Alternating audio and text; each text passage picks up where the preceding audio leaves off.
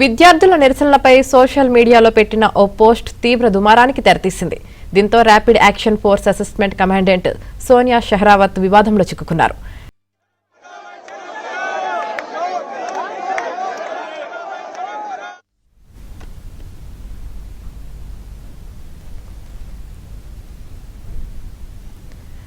హర్యానాకు చెందిన సోనియాకు సోషల్ మీడియాలో ప్రముఖ వ్యక్తిగా మంచి గుర్తింపు ఉంది. ఇన్స్టాగ్రామ్లో ఆమెకు 6 లక్షల మందికి పైగా ఫాలోవర్స్ ఉన్నారు. విధి నిర్వహణకు సంబంధించిన అంశాలతో పాటు వ్యక్తిగత జీవితం, ప్రయాణాలు, వ్యాయామం, ఆధ్యాత్మికత వంటి విషయాలకు సంబంధించిన పోస్టులను ఎప్పటికప్పుడు పంచుకుంటారామె. అలాగే ఢిల్లీలో ఇటీవల విద్యార్థి సంఘాలు చేపట్టిన నిరసనల సమయంలో విధుల్లో పాల్గొన్న ఆమె తన ఇన్స్టా స్టోరీలో చనిపోయిన బొద్దింక ఫోటోను ఒకదానిని షేర్ చేశారు.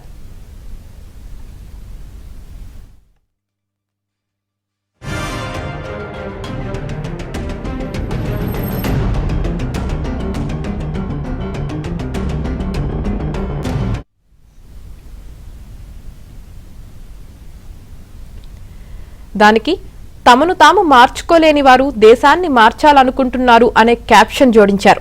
ఇది కాసేపటికే నెట్టింట వైరల్ కావడంతో తీవ్ర విమర్శలు వెల్లువెత్తాయి.